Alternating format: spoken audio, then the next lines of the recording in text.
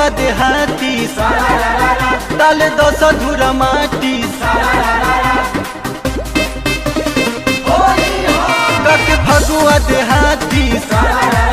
डाले 10 धूरा माटी आइल बिया सहरी तितली बाची न तनिको खाली रे काला साइयरवा हाली हाली रे हिया भैया के साली रे रंगसा फूल है कर थाली रे हिया भैया के साली रे।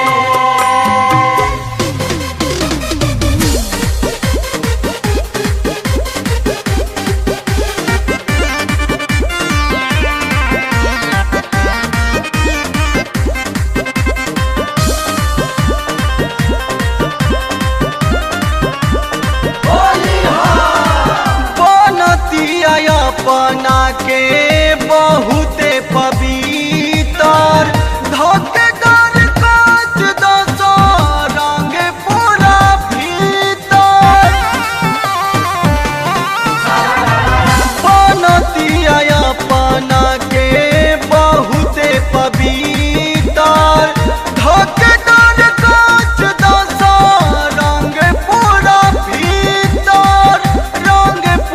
भीतर लेला समाजा रह ताजा चीखो सदोही के छाली रे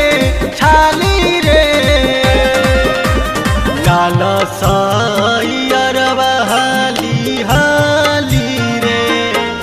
दिया भैया के साली रे रंगसा फूल है कर थाली रे हिया भैया के साली रे।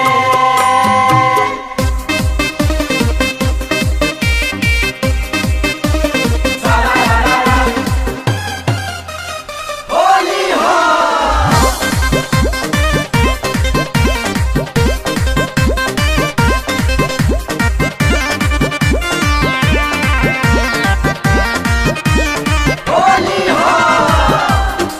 के सवान मंडू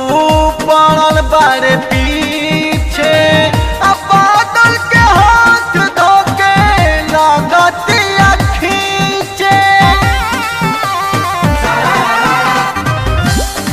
के सवान